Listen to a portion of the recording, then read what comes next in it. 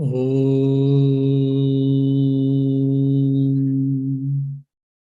Asato Ma Sadgamaya Tamaso Ma Jyotirgamaya Mrityorma Amrutangamaya. Om Shanti Shanti Shanti. Harihi Om. O Lord, please lead us from unreality to the reality, from ignorance to the knowledge, and from mortality to the immortality. Om, peace, peace, peace. Dear devotees, we were discussing Aparokshanubhuti. In that Aparokshanubhuti, the Advaitic text, the non-dualistic philosophy text, we were discussing about the prarabdha karma, that is, the fruits of action which is accumulated from the past lives, but that has been started to fructify, that has been started in effect in the present life. Probably, if you remember, according to the Indian philosophy, the results of actions are classified into 3 groups based on our time. Whatever I have done actions in my past lives, that has been stored, and it is called Sanchita Karma. And among that stored results of action, some portion of it I have withdrawn for this present life. That is called Prarabdha Karma. And in this present life, whatever I work, I perform actions. And the results whichever I am going to get from this present actions or the future actions, they are called Agami Karma. According to the non-dualistic philosophy, once a spiritual aspirant who realizes his one's own nature, which is called self-realization, or Jivan Mukti, or Moksha, or Nirvana, there are synonyms we use, of course, but philosophically they have got different connotations and denotations. According to non-dualistic philosophy, the Sanchita Karma, the accumulation of the results of past lives' actions, which were there as a deposited amount, that has been destroyed. That is like possibly, like we were using our mobile, we went to some particular site, or some particular message came, and we clicked it. That was maybe virus or whatever. Because of it, people were able to access through our mobile, our account, and they were able to steal the money. And in a spur of moment, whatever the money was deposited in our account, it became zero and it became nil. So that is a negative way there. But here it is positive. The moment when we realize ourselves, who am I? I am that existence, Sat. Then consciousness or awareness, that is Chit. Then I am the form of bliss, that is Ananda. Immediately my Sanchita Karma, the stored results of my past actions is nullified, will be destroyed. And now what about the accumulation of the fresh actions results? Since I have realized myself, who am I? Now, neither I am the doer, nor I am the enjoyer. So even if at all, whatever, if I do any actions, the actions results will not be stored up, it will not be binding. Because if some result has to be stored in my account, that means what? I should have the sense of doership and the sense of enjoyership. That is called Kartutva and Bhoktrutva.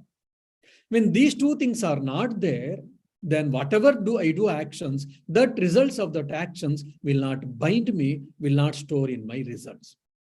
That is like, if I am working for some company, I am working for some organization, I am working in some shop, they are paying, based on my work or labor, they are paying money or salary, which has been debited or credited to my account. Now say, maybe like Dharmat or Malvika or some other volunteers, they come and work for our Ayurvedanta society.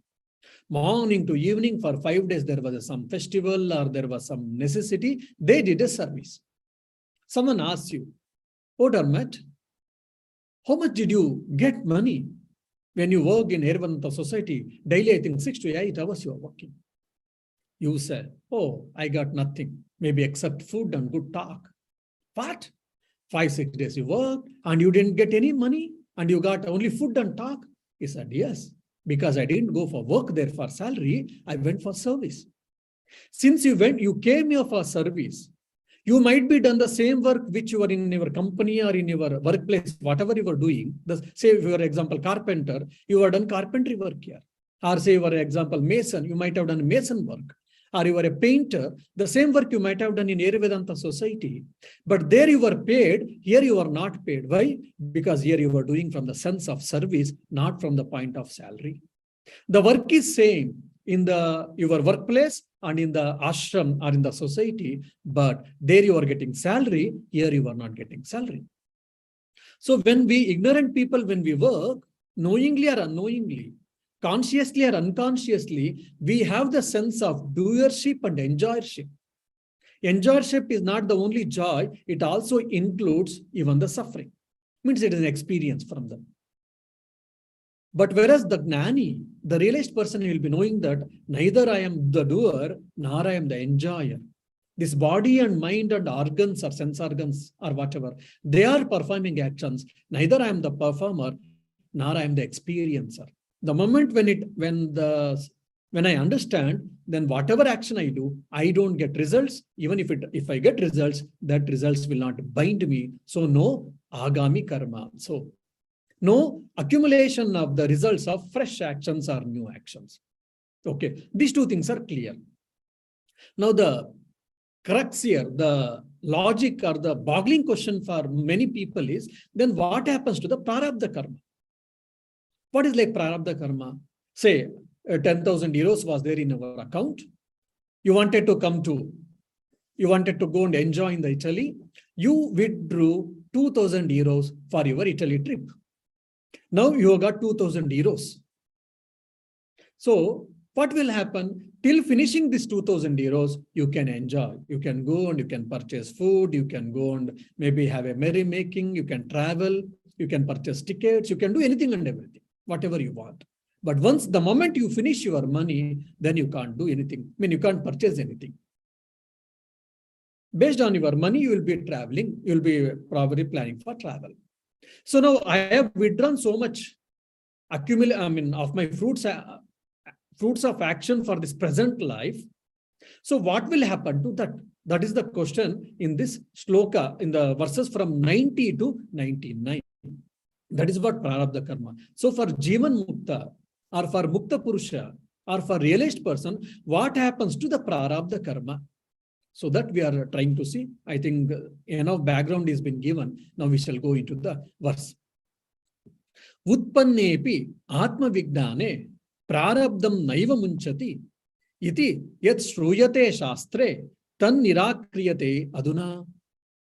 The theory one hears from the scripture that prarabdha does not lose its hold upon one even after the origination of the knowledge of Atman is being refuted now. I mean, there is a theory. Even you may be a self-realized person, you are a liberated person, but still you are not free from the prarabdha karma. You are not free from the clutches of prarabdha karma till you die. Till your exhaustion of prarabdha karma, your body is supposed to exist and you leave. Once your prarabdha karma has been exhausted, you will die. Means you will leave away this physical body. This is what the accepted theory, but that has been refuted from this verse onwards. Now, as I already told, the standard theory is, for the gnani, the moment I realize who am I, agami and sanchita karma, the stored karma and the fresh accumulation of the fresh karma phala, the results of fresh actions is no more, but whatever is been withdrawn for this particular life, till get exhaustion of it, I have to leave, I will leave. And that's what we see in the most of the gnani's life. They have got realization. Immediately they don't leave the body. Maybe after a year or after a few days or after a few months, after a few years, they pass away. That is generally we are seeing it. So that has been generally accepted fact also. But here the author is giving a very different analogy here, very new analogy. He is telling, the moment when I realize who am I, what will happen? For me, either the physical body, subtle body, causal body, these three things are not true at all for me, for the realized person. And the past birth, present birth, and future birth, it is also not real for me. Second point. When neither my previous birth or the present birth or the future birth is not real to me, because I am the birthless, I am the ajar. Since I am birthless, there is no death also for me. And I am free from all these things. This birth and death happens to only to this body. So my taking of birth and I am dying, all these things happening to my body, it is not to me. When the moment he understands, then where is the question of prarabdha karma for him?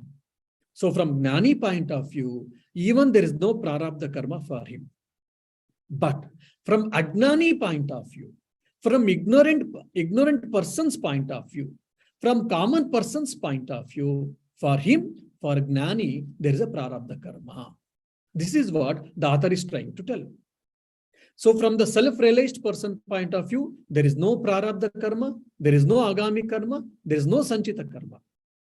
There is no accumulation of results of old actions, there is no stored results of past actions, and there will be no accumulations of results of future actions. But from the normal person's point of view, from the ignorant person's point of view, whatever has been withdrawn for the present life, till its exhaustion, the Jnani has to live, the Jnani will live. That is what has been trying to tell from the author. And in the next coming verses, he gives an analogy. Look, you are having a dream. In the dream, you had a severe stomachache. You thought you will go to doctor, GP. You will go to GP or doctor and you will probably take the medicines, prescribe medicines. You will ask him and he will prescribe medicines, and you will go to pharmacy and you will purchase medicines and you are supposed to take. Now you went to the doctor or GP. He listened to all your physical problems, health issues, and he prescribed medicines also. And you went to pharmacy. You were supposed to purchase medicines. But unfortunately, the dream broke. You were entering the pharmacy, but your dream got broke. Now you got up, but the effect of the dream was so much on you. It was so intense. It took 1 or 2 minutes for you to understand. I had a severe stomach ache in the dream, not in this waking state. It took 1 or 2 minutes for you to understand. Now you slowly come to conscious and you come to mindfulness, whatever you say, and now understand, okay, with the God's grace, I don't have any stomach ache, I don't have any diarrhea, I'm perfectly fit. Now you came to understand. But in the dream, that memory of the dream is so intense for you. You say, okay, now I don't have stomach pain now, no doubt. But in my dream world, or in a dream, I had a stomach ache.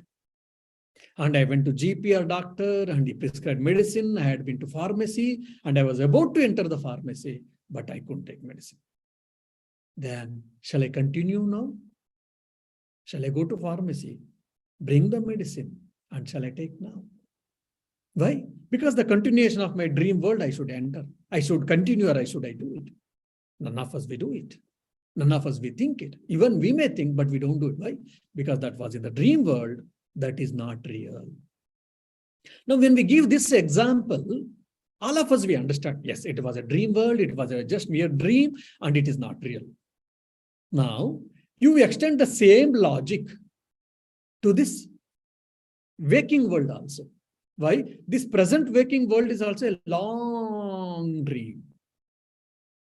Here is a problem for all of us.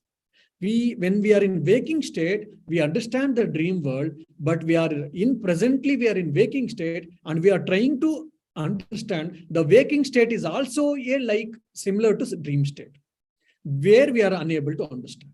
But whereas for the realized person, he is able to understand even the so-called waking state is also a long dream state. It is also just like a dream state. It is not real.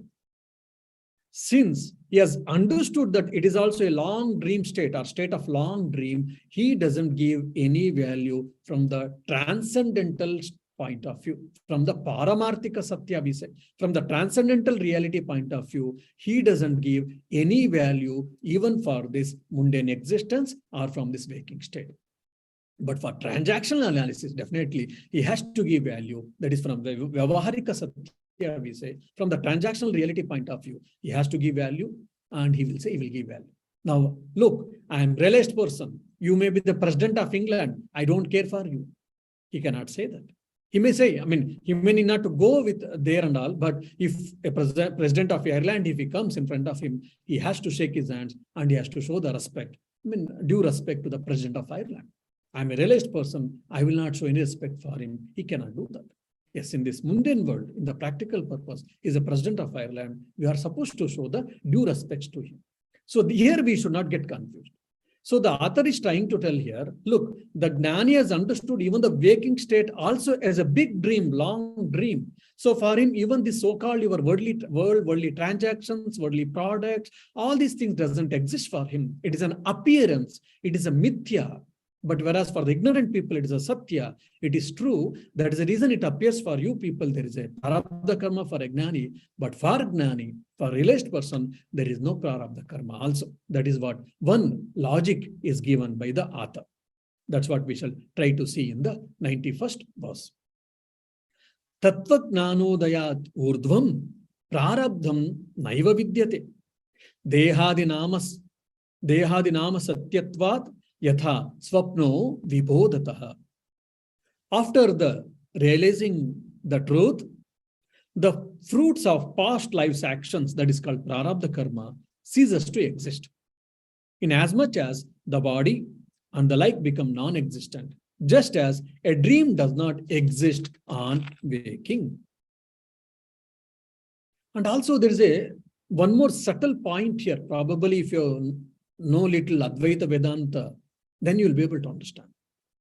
For a Advaita Vedantin, for a non-dualistic philosopher, if it has to be existing, if it has to, he or she has to say that it exists, it has to fulfill the condition. What is the condition?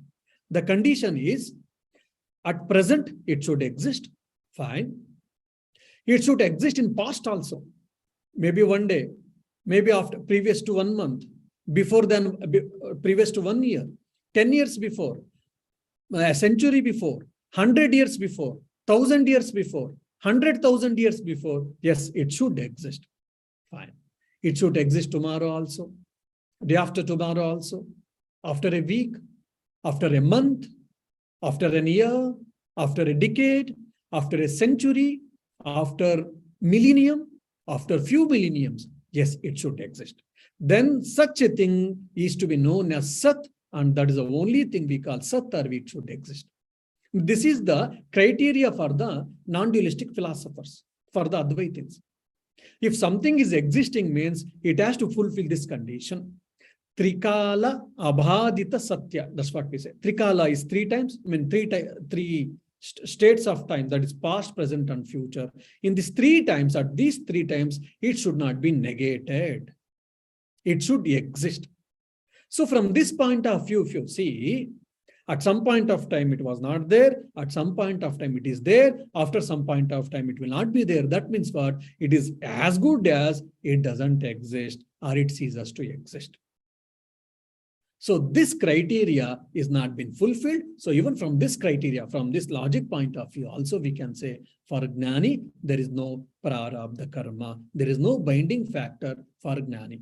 If he decides that he would like to leave, he wishes to leave, then he can stay. There is no problem. There is no that, okay, you are a Gnani, you cannot leave. No, there is nothing like that. But for a Gnani, the prarabdha karma also ceases to exist according to the Advaita Vedanta.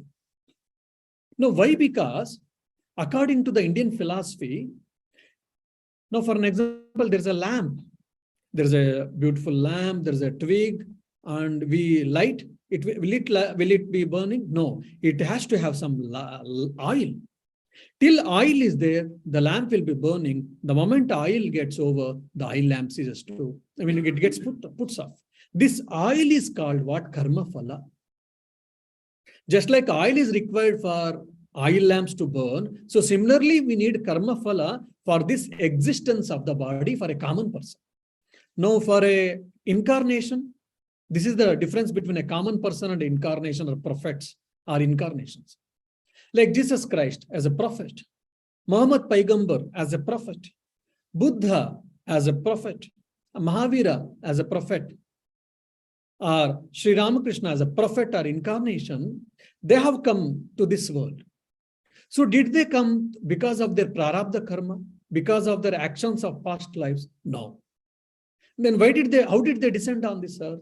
Because of their will, because of their wish, because of the compassion. Because of their own decision, they descended on this earth. But whereas we common people, you or anyone, any being on this earth, we don't have any option. We don't have any choice. Why? Because of our past lives' actions result, we have to take birth and we have to experience happiness and we have to experience unhappiness. And once you finish it, then you have to, you may go away or you may die. Die means what? So the birth is what? Taking new body. The death means what? Leaving the old physical body. Birth means what? Taking the new physical body. Death means what? Leaving away the old physical body. But then next life, yes, my subtle body and causal body continues.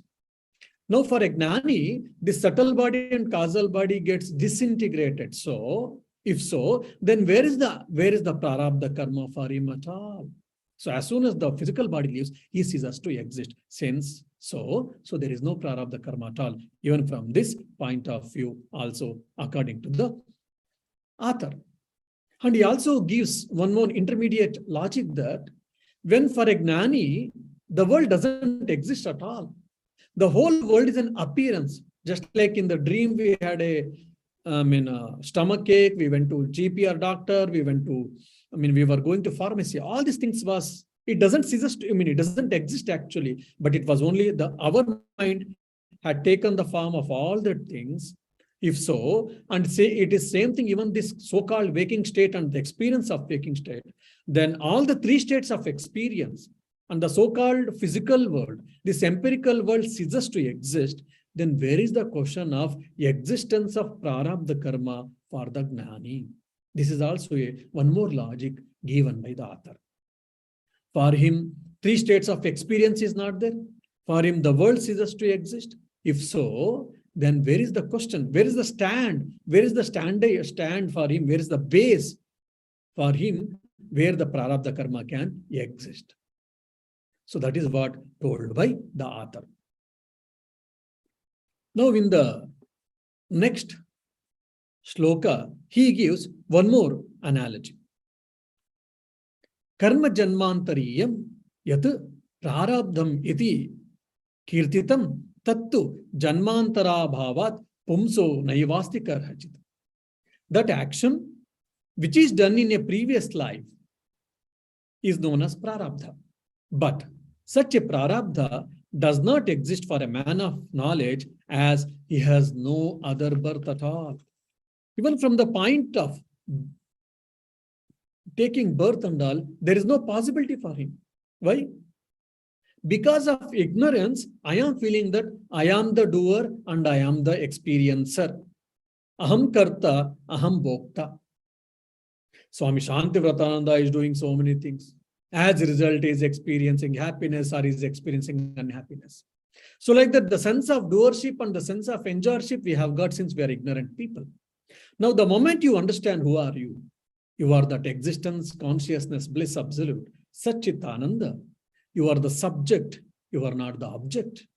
You are the conscious, neither you are the body, nor you are the mind, nor you are the thought, nor you are the emotions. nor you are this physical body, subtle body, causal body, nor the organs, nothing.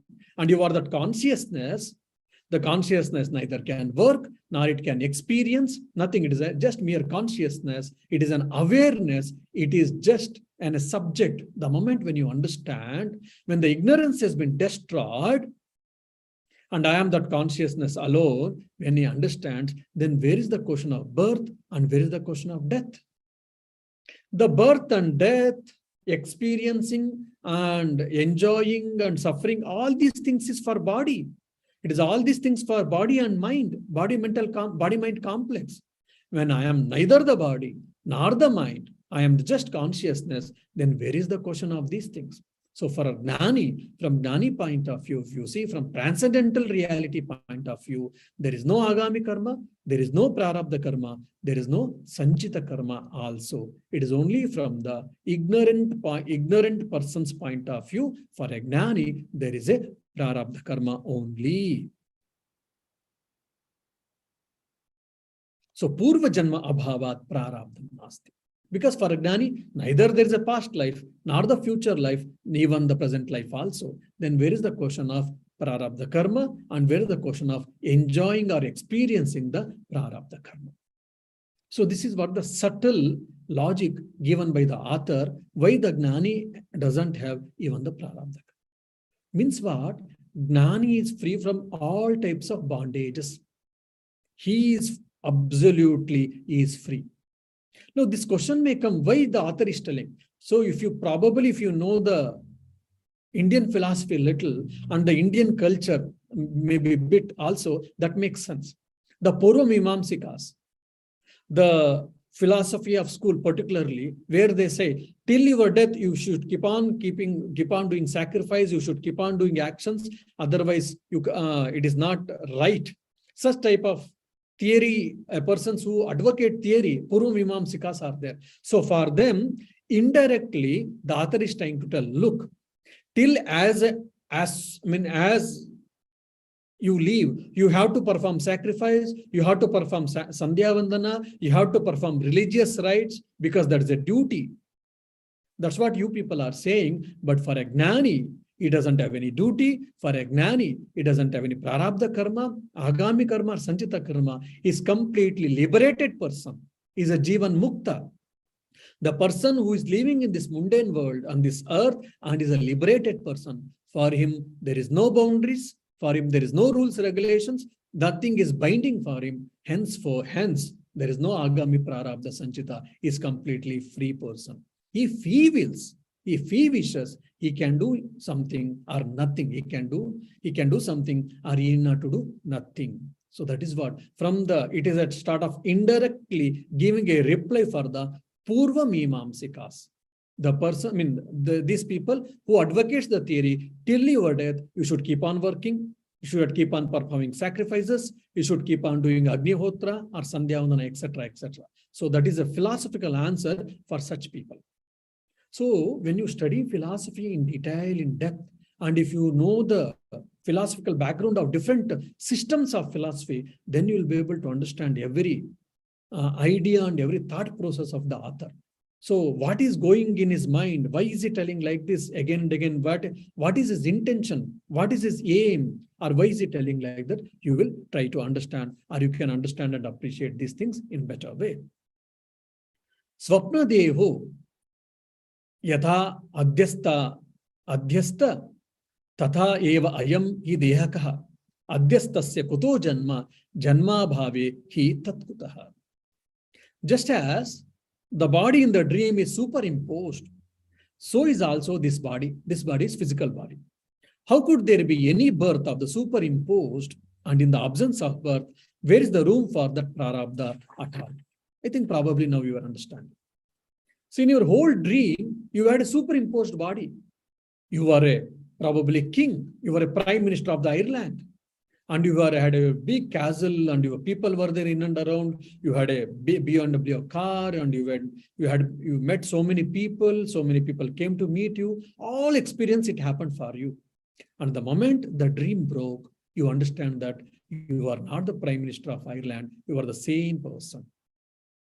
Now, the moment you understand who are you in reality, or when you come to conscious about this mundane world, then you will not give any value to this dream world, or as a dream personality, you are the Prime Minister of Ireland, you met so many people, or you met the Prime Minister and Presidents of the different countries, you went for so many countries, you met so many people, you got so many presents. All these things you enjoyed and experienced. But the moment you understand, you came into conscious, you will understand that experience doesn't have any value at all. Why?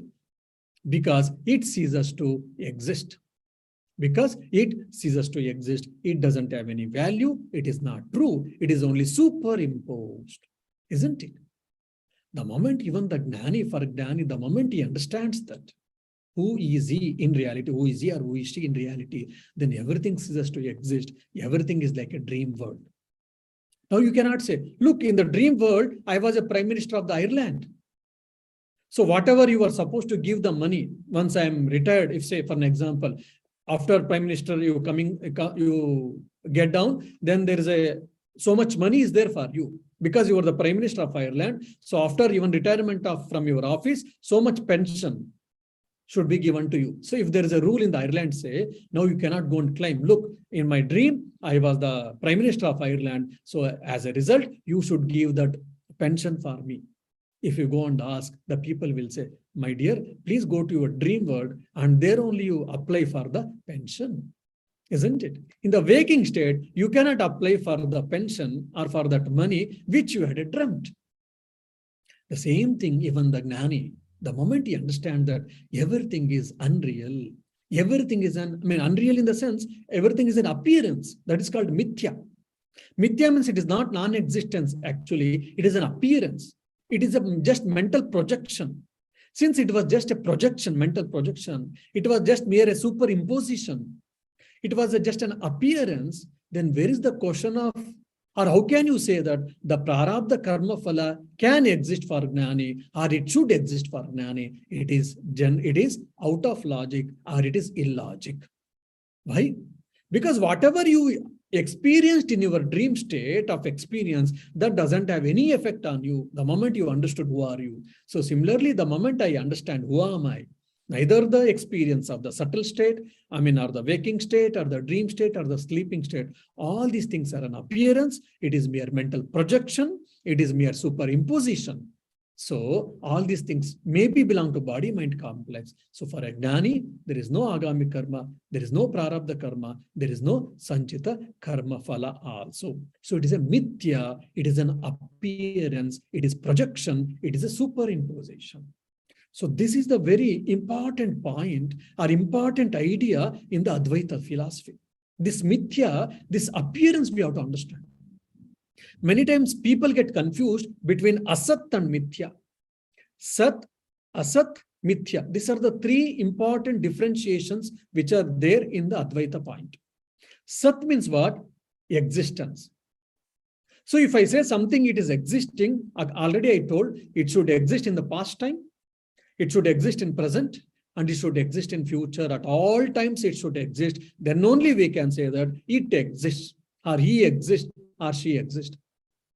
Now, Shantivratananda, 45 years before, he never existed. After 20, 30 or 40 years afterwards, he doesn't exist. Then as good as that, Shantivratananda doesn't exist. Because in given point of time, it is existing, the Advaita doesn't accept that it exists. It is as good as not existing, or it is an appearance for the Advaita point. This is what Sat. Asat means what? Oh, there's a beautiful flower in the sky. Hanging gardens. Oh, there's a beautiful flower. Okay, there's a beautiful flower in the sky. You are saying that. Okay, we know that flower comes from trees or from plants or from creepers. So where is the root for all these things? Oh, it is in the sky. We all know that. In the sky or in the air, there cannot be a plant. The plant cannot exist. From there, the plant cannot grow, and the plant cannot give the flowers or fruits, or the flowers cannot be blossomed. That means what? It is just mere an imagination. It is asat. It is non-existent. It can never happen. It is just a mere idea. It is mere a speculation. That is called asat. Now there is a mithya. Mithya means what? It is an appearance. Again, the standard example of our Advaita philosophy is what? Rope and snake analogy. Snake never dies, rope never gets old or it never gets destroyed. There is a rope in the corner. There was a dim light. I was going to restroom. I saw the piece of a rope, and I immediately I thought snake, and I started fearing snake.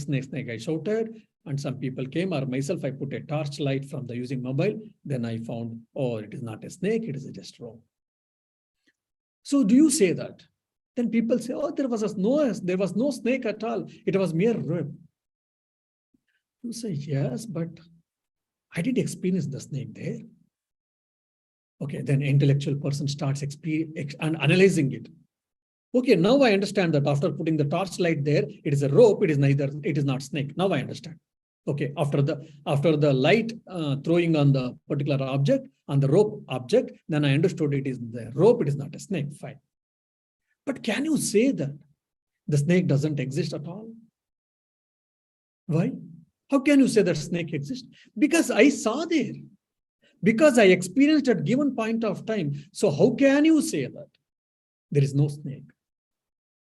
Yes, we say, yes, my dear, it was just an appearance, but you mistook the appearance as a reality, and that's the reason you shouted, you had a fear, your heartbeat increased, probably your BP got increased, you had a sweating, all that reactions was there on your physical body, no doubt, but it was an appearance. So even we say that this world and this body, everything is an appearance for us. That is we called mithya. So when we say that the world is mithya, Brahma Satya, Jagan Mithya, Jivo Brahmaiva Naparaha, the people mistake this mithya into asat, that is non-existent, and we say that we are experiencing the world, and these people, they say the world doesn't exist, the world is non-existent. How it is possible? It is against logic. It is against our experience. So how can we accept the Advaita Vedanta as a logical philosophy? I don't think it is a speculation. The people who have lost their mental balance, such people have given this idea or theory or logic. That's what people feel that. Why? Because we get confused from the asat. We confuse the asat with mithya, or non-existent with the appearance. So we never say that the world doesn't exist. We say that the world is an appearance. It is a projection of the mind. For example, one more example I will give. You have seen The Devil, a film night or evening, you were seeing the film. There was a horror film, a devil's film, a film on devil or film on the ghost or on the spirit. You saw for 2.5 hours. Then you finished that. And in the room, wherever you are going, just there is a dim light or dark, immediately there is a projection. Looks like there is a devil. Looks like there is a ghost. Looks like there is a spirit. Sometimes we shout, sometimes we scream, sometimes we run away. Why? Because we had seen that film on the devil or a ghost or spirit, so that projection is the mind is projecting the devil or ghost or spirit in different places in our house, and we are feeling as if there's a ghost. There's a spirit. Look. When we say that, I think when we are children, probably you might experience, when we say father or mother will come and slap us. Look, you fellow, till yesterday there was no ghost and spirit here. As soon as you saw the horror film and you were troubling yourself and you were troubling us. Why? The mind is projecting. The mind has got such a tremendous capacity, the imaginative capacity. It projects such a way, in a strong way, as if there is a ghost, as if there is a devil, as if there is a spirit. So similarly, we have been so much obsessed, we have been so much arrested, we have been so much bound with this projection, and this projection has become a reality for us. So how much ever you hear Aparokshanubhuti class or Tattvabodha class or Vedantic class, and during the class time we feel it is all projection, but after stopping the class, one message or one thing, immediately we start. That's all fine in the class, but in reality, I don't know. The projection. It is not projection. The projection becomes reality. The superimposition becomes reality. We are hypnotized. We are hypnotized as if we are a body. I am a body. I am a mind. I am intellect. I am a thought. With the thoughts. and with whatnot, with this world and with these worldly products and with the people, have been hypnotized as a reality factor.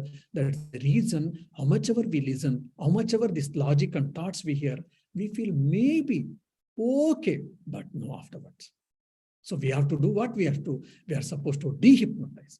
How to dehypnotize? You should start listening to my Aparokshanubhuti class, or you should start listening to my class. Then only you can dehypnotize yourself. Anyway, this is all on the lighter side. In the next verse or next sloka, the author starts taking giving the reason, one more reason. What is the cause? What is the material cause for this superimposition? What is the cause for this projection?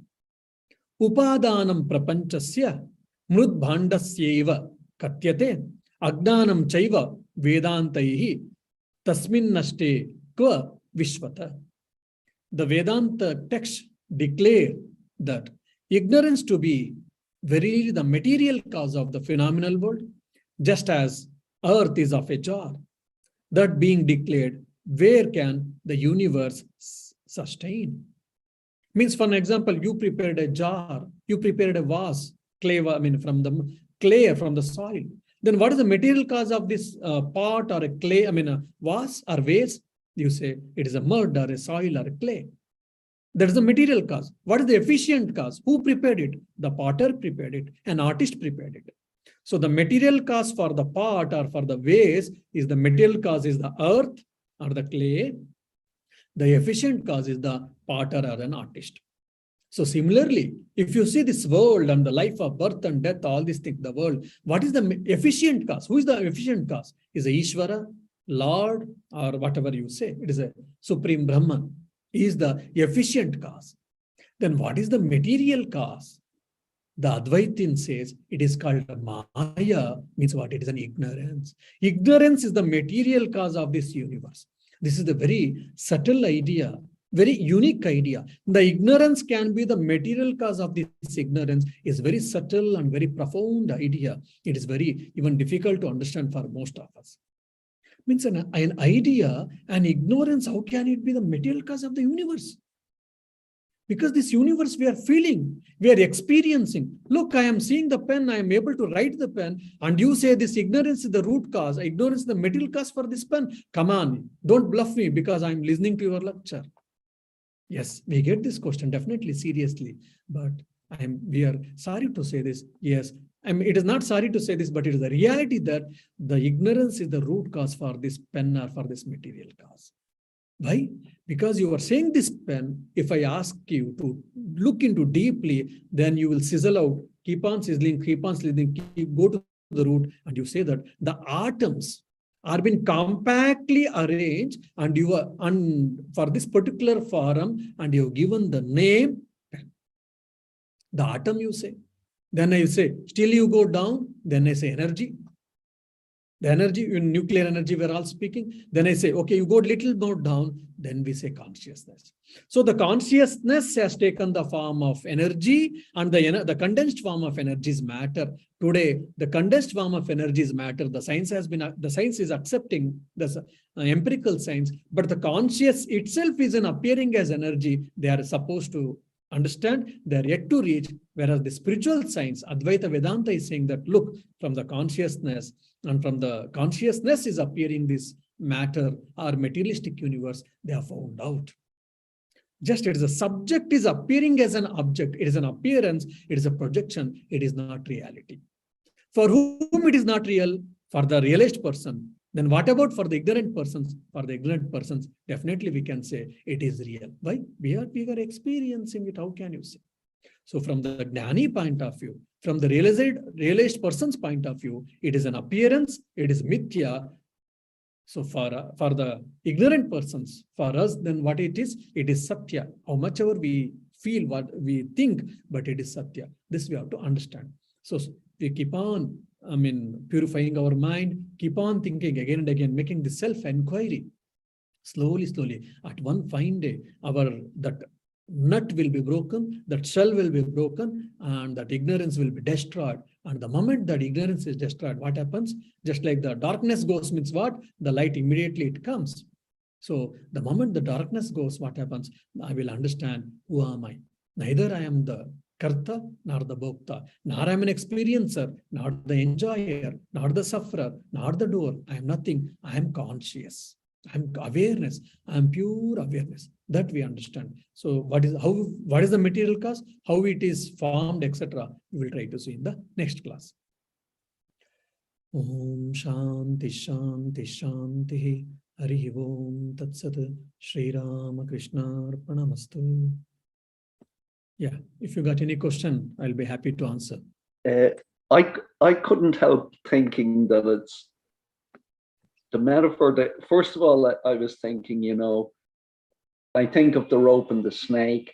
I think of myself like in Africa, and I'm sure that actually happened to me at one stage, because we used to have, you know, a thing for water, you know, so in the dark that can look like a snake. I'm sure that happened, but that's like first person, because it's just me looking at. But there is a danger for Advaitins, you know, because doing this rope snake analogy always, sometimes when we see snake also, we feel that probably the rope is appearing as a yeah. It has happened in us. When Very we good. Yeah, I can understand that. In Belur Math, we were in training center. Night we were going for food. And we were passing, we were going the monastery. From the one gate we were going, it was a common road, public road. Then there was a snake. Someone shouted, "Hey, look, there is a snake." Then others said, "Hey, today you attended Vedanta Sara class. You don't know? The rope appears as a snake. So that is a rope, not the snake." So one brother went near and the snake said, "Okay, come, I will kiss you." Then immediately he looked back and we understood, oh, it is a Viparita Adhyasa. The snake is appearing as a rope for us. Yeah. But mostly the rope appears as a snake for us, yes. But when you think like, then I start thinking of the thing of the mirage, you know, like the desert and the water. And then I was thinking, yeah, in the desert though, usually when you see that in like in a film or whatever, there's more, it's, you know, there's more than one person involved. The Yes. mirage, you know, a few people see the water, you know, the illusion of the water. They don't know it's an illusion, but they all see the water there. So then that means there's a sort of, it's public in a way that, you know, I don't, in the rope analogy, I always think of that as one person saying it. So then I was thinking that like that public quality of our ignorance, that our ignorance is public, that really comes back to that we're born with desire.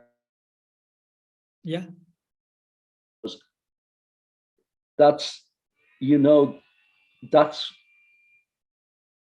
or have I got that the wrong way around? That the ignorance is shown through our attachment to our desires and through our avoidances, like through our fears. Yes. And right.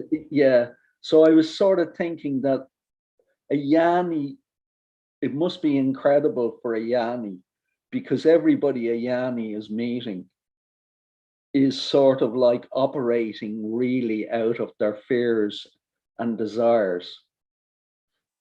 But the Yanni can understand where they're coming from, even though he or she is free of fear and desire.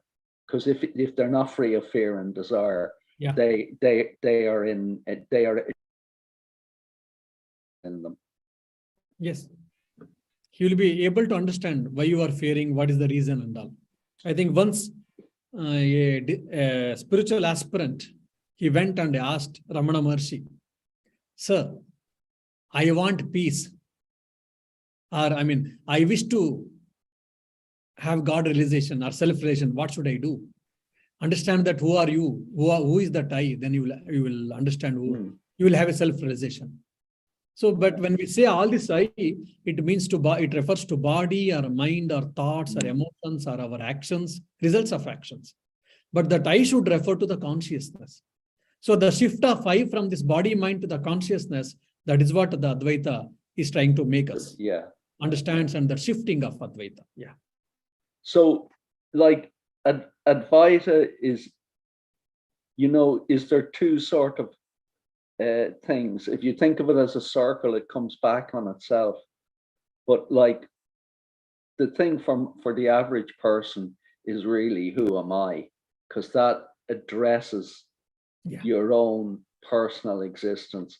If you were very clever, you might try and come at it cosmologically, what's the origin of cosmos, or, you might be going back as to how the infinite would manifest. You might be thinking of the unmanifest and the manifest, and how that all comes about, which would be at a huge cosmic level.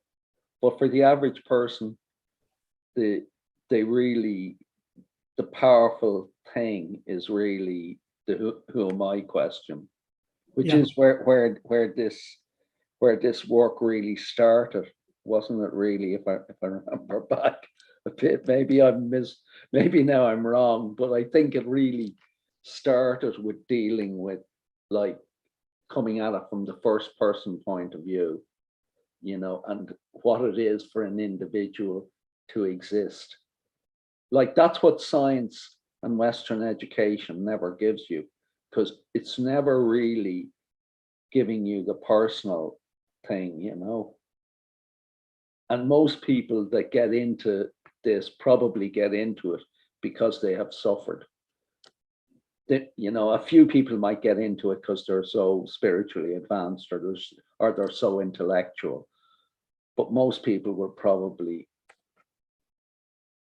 they're looking for an answer as to their suffering. Like the Buddha you can understand the power of the Buddha and his analytic power, because he started with the problem of suffering. I know that's very deep in Vedanta too. I think it's very deep in the Upanishads. But it's it must be an incredible thing though for a Yanni, because he's sort of, he or she is looking at the they are in the apparent world. They are in it in a different way to everybody else that they're meeting. Okay. Yeah. Yes, Malavika, you got any questions or doubts? Yeah, I feel to understand that one part I understand as Sat, and the other two are Asat and Mithya. What was the necessity of creating something that is not real and Mithya as an appearance as two, and given importance? Because for Advaitin, something that exists versus doesn't exist. What is the importance that something coming as appearance like a rainbow or mirage versus something I am superimposing to be something, a second object? Wonderful question it is. Now, okay, now we'll, at least for argument's sake, we will forget the Mithya concept. Okay, now we have got only two things, Sat and Asat. Okay, now you tell me the world, whatever the empirical world we are experiencing, the empirical world which we are experiencing, in which category you will put it, in the Sat or Asat? According to your definition, it should be Asat, because whatever we see today, say starting from a leaf of a tree, so I know after sometimes it will die. So your existence of past, present, future, it won't qualify, so Asat. So here there is a subtle difference. If I have to say a thing to exist, it has to be Sat. If something has to be Sat, then it has to be Trikala Abhadita Satya. It should exist present. It should exist, past and future also. Now we are seeing the things which doesn't exist. It is temporary in nature. That is what we called Anitya, or momentary, law of momentariness, Shunyavada, that's how it comes from there. Okay, Kshanikavada in Buddhism. So in a law of momentary, for a moment or for a few minutes or seconds or days or whatever, it exists. Now, what is the nature of this world then? Then can we say Asat? If so, then but I am experiencing it. How can you say that? It exists? Because, say, for an example, Akasha Kusumavat, that is the flower in the sky, how much ever I feel, how much ever I superimpose, I am not able to see the sky. The flower in the sky, isn't it? That is I what can. With the holography, I can these yes, days. of course. Yes. And compared to that, I'm not going for the Akaskusum thing, but the rainbow is equivalent. And like if that is also transitory, and you know that there's a definite optical physics behind it, like how does it matter, and why should it this? Because I am also experiencing rainbow. I am also experiencing like the world. Yes. So, for an example, you experience the mirage. On the desert, you experience the water body, and you go, and again it went further. One day or one time you'll understand that, oh, it was an appearance, isn't it? So that means what? But though it is asat, but till your experience or understanding your complete nature, the moment you understand, it is an appearance for you. It is asat. But for the others to explain others, if you say it is asat, they will not be able to understand or comprehend. At least they will say it is an appearance. Now you tell me, mirage is asat or sat or mithya? According to me, asat, because even if I know that it doesn't exist, I still experience it. So this is what the difference between asat and mithya. In reality, it doesn't exist, but still you experience it. And that is what I fail to understand, that mithya is also something in reality doesn't exist, but I experience it. Yes. So it is neither sat nor asat, it is mithya. It is a unique concept. You understand sat easily, but you cannot understand mithya concept so easily. You need to do a lot of churning, your mental churning. It also took a lot of amount of time for me to understand this mithya concept clearly. How much ever I explain, you may feel that you have understood, but I will tell you it is not. Yeah, I have not. That much I have clearly understood. That's why I'm asking you this question. So you have to do some more churning. There is a very subtle difference between asat and mithya. Asat is non-existent, and mithya is something exists, but you are seeing it as something else. Now in sat it exists. In asat it doesn't exist at all. But in mithya, what happens? It's something exists, no doubt, but it has seen in a different form. Is it that mithya allows the possibility of experience? Sorry, am I delaying you now? Maybe. Yeah, we've gone over the times. Sorry. But I was just wondering if mithya is related to the possibility of experience, of having subject. Yeah. We are experiencing, no? We are experiencing this world, that itself is mithya. Yeah, but you couldn't have experience without mithya, that you have to have this churning of things. Whereas if sat is sort of like pure truth, it's eternal. Yeah. And it's one. And I know I'm not making sense, but I'm just exploring it. For some reason, I think mithya seems, in my mind, it seems more related to the possibility of experience, of having a subject experiencing objects. So isn't it, sorry, so then just on that note, so you are saying that rainbow mirage, they belong to asat category. But suppose in a drama, I know the person who has dressed up as a king, but is actually my brother. So that difference is mithya. So Come on, once more. Sorry. So mirage rainbow, like they are asat by definition of yours, but mithya is like in a drama that I am seeing somebody who is coming to the stage as a king, but originally he's not that person. So that part is mithya. Yes, you can say there. It's a wonderful explanation. Yes. Okay. Yes, the same thing, like for an example, in the film theater, in the old film theaters, I'm saying, not in the present movies thing. If you see, there was a wide screen. Okay, the people with the help of projector, they used to project the film screen, and you see people are playing, and there was a great fire accident. So many buildings got burnt, and people got burnt, and all, and there was a huge rain afterwards, and the people and the things, everything got wet. Fine. You were seeing that movie. After the movie, then if you see, before starting the movie, there was a white screen. And in the movie, you saw the fire accident and you saw the light, you saw the people, you saw the water source, everything. But after finishing the movie, if you see, the screen is screen. There is no change at all in the screen. But so many things you were able to witness. So similarly like that, the screen, the background screen is what Atman actually. But on that base, there is a projection and you are seeing all these things and you are experiencing. When the game is over, then you will understand and you will see only the screen, nothing else. So that's what. The moment you realize what happens, just you end the show, you end the film show, then you will see only screen. So similarly, the moment you end, your ignorance is destroyed. The moment you understand who are you, then you will be able to see the screen as screen. And even if the movie is going on, you will understand that that is just an appearance, but the screen is not going to affect from this.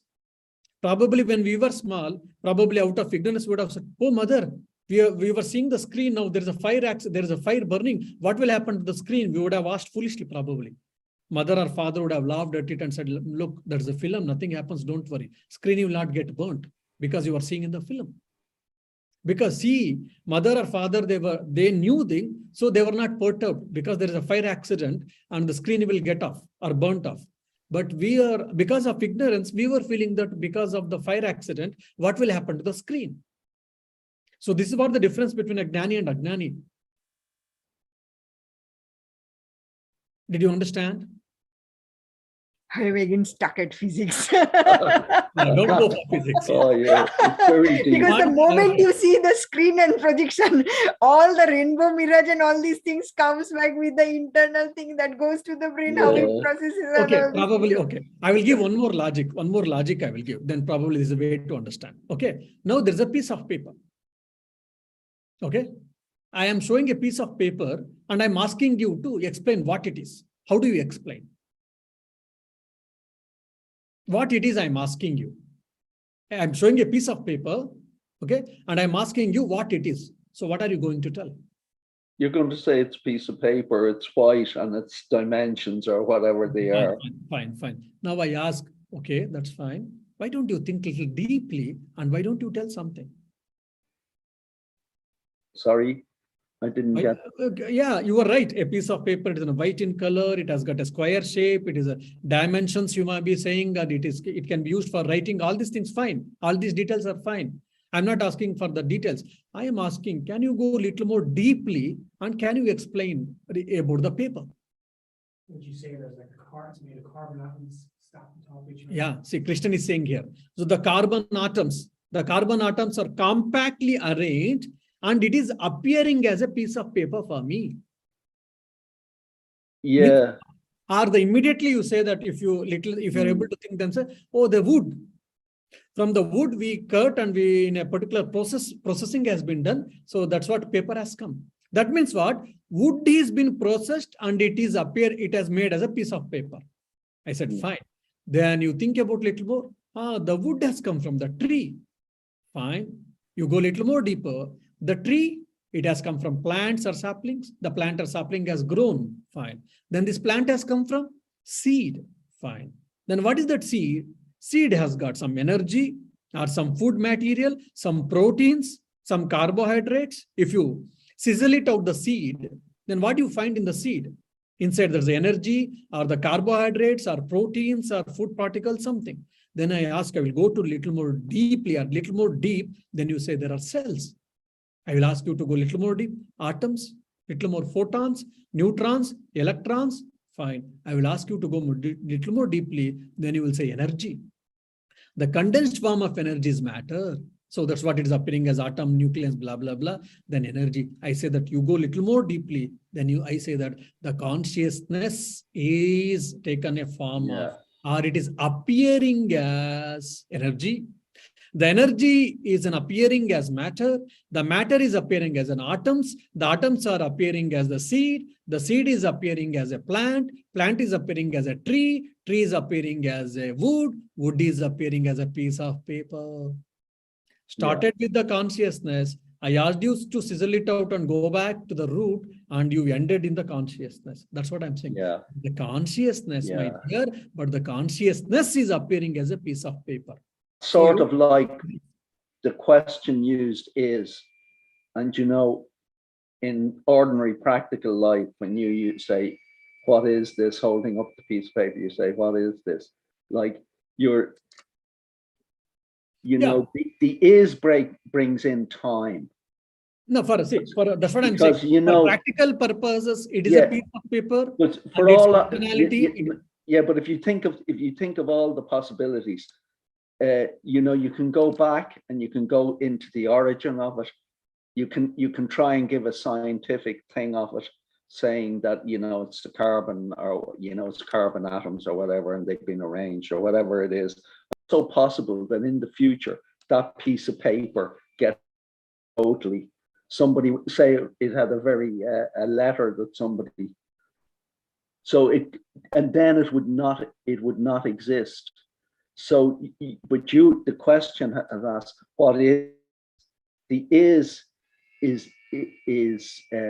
assuming, there's assumptions when you use the is word, because you don't know that in the future whether this piece of paper will still exist. so we're not bothered But it about sounds like the future of the paper. it sounds like you're giving an absolute answer when you say it's a white piece of paper or whatever with these dimensions. That sounds like the mind tends to take that means forever, but actually you don't even know that. Yeah. And you don't know where it came from. You don't know where the carbon atoms. I mean, science stops, as far as I can make out. Like, you know, they say Big Bang, but they don't know what was before Big Bang. Yeah, maybe we'll ask Malavika. It is for her, the answer is okay. Or Yeah, I should. Yeah, she should be answering, not me. Sorry, I require some time to think. Yeah, that's fine. So the atom is appearing as a piece of paper now for you, you see. Isn't it? Even say, for an example, a gold. Okay, beautiful ornament is there. Okay, you are using earrings. Oh, what type of earrings? The earrings are made up of what? Gold. So golden earrings. Okay. So it is from gold. The gold has put in the particular form, maybe allied. We have mixed some other metal or whatever. That's the reason. Yeah, 98% of gold and 2% of metal, and you prepared a in particular shape, and it has got name and form, and you have said golden earrings. But it is made up of gold, so it is gold. Then what is gold, if you ask? Then gold's composition, if you say some it is of carbon or some gases or some metals or whatever in the periodic table, we say something, isn't it?